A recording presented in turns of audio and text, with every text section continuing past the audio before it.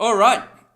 So, who here knows who this guy is? What do you think of this guy? He's the president of Brazil, and I'd have to say that he's probably the most staunch person in public office in the world in relation to opposing the draconian COVID measures. That's right. Quite early on, President Bolsonaro, he came out against a lot of the measures that we've seen implemented around the world, measures that have drastically impinged on the civil liberties of good, decent people, millions of people from around the world. And you know what? He's also remaining staunch on no jab. That's right. He said that he didn't want to take the vaccine. He is not bending at the knee. In fact, he attended a United Nations meeting just the other week, and there was a supposed, like a gentleman's agreement type of arrangement that the attendees would be who already had the COVID jab.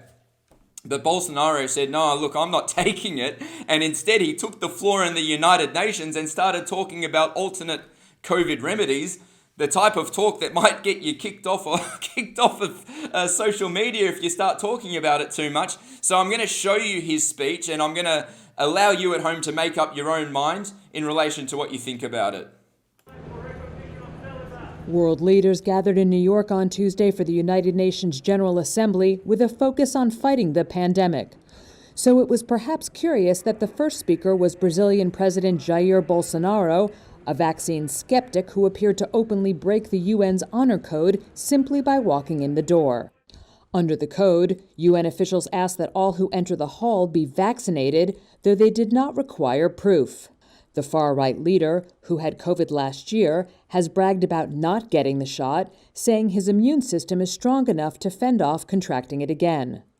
In his UN address, Bolsonaro appeared conciliatory by saying he does support the vaccine, but immediately pivoted to stress he remains against requiring it for Brazil's citizens, despite slipping poll numbers at home for his handling of the pandemic.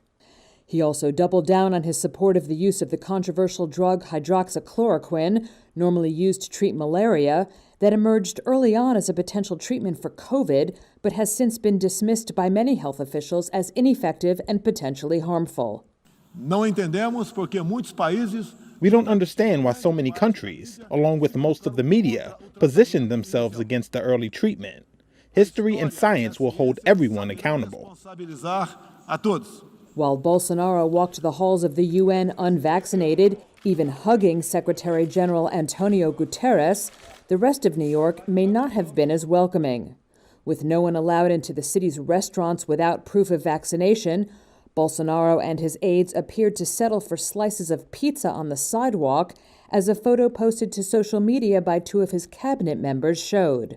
Next to speak at the UN after the Brazilian leader was his polar opposite when it comes to fighting COVID, U.S. President Joe Biden, but not before the podium was completely sanitized with a hefty wipe down. So what do you think, ladies and gentlemen? Put your thoughts in the comments. Are you a fan and supporter of the president from Brazil, Bolsonaro? What do you think about him? I tend to quite like him. I like his policies. I think some of the policies from his administration should most definitely be adopted in Australia. We did quite an extensive piece into Bolsonaro maybe about a month ago on MCJ Report, and we'll definitely be revisiting him because, you know, I look at the state of political affairs in our country and I think we need to take inspiration from overseas because we just have a lack of people standing up. Of course, when I say that, we are fortunate that we at least have some great leaders in our parliaments, people to the likes of Craig Kelly, for instance, and George Christensen while he's still around. But I always seek to show politicians from other countries who I consider to be doing a good job. So put in the comments, do you like him? Do you not? It's up to you. You can make your own decision. And isn't that pretty interesting that we saw a photo right there of the president of Brazil forced to eat pizza out on the road because they're enforcing the mandatory vaccinations, COVID vaccinations, as a condition of entry in New York City. But guess what?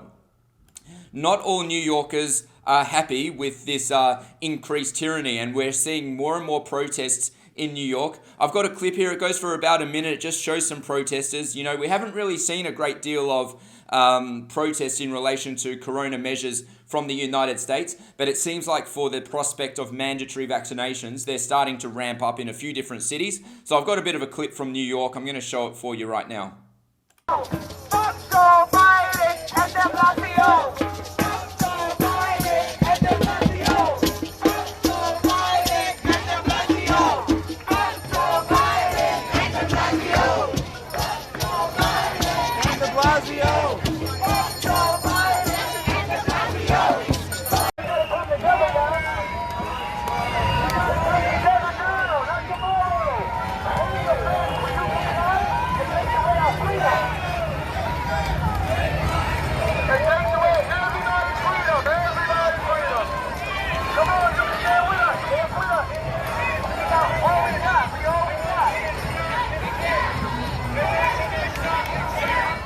So there you go, the people from New York making their voices heard. So if anyone from New York happens to be tuned in, good on you. Keep up the fight. Keep getting out there. It's your democratic right, your right to free speech. And nobody should have to be submitted to this type of coercion. And as the saying goes, coercion is not consent. It's completely inhumane to require anybody to undertake a medical procedure they don't want to take just so they can live their basic lives. So good on you from the people of New York. And by the way, who here has ever been to New York? I was fortunate enough to visit myself several years back. I had a great time. What a great big city.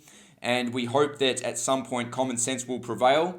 But maybe New York will be off limits for those who don't want the vaccine. But there may be other options, right? Such as Norway. We see Norway now opening the doors to more and more countries for travelers who are unvaccinated, and also to completely bypass hotel quarantine or whatever quarantine they had in place over there. So we hope to see a domino effect in relation to the reinstatement of freedoms that never should have been taken, right? Anyway.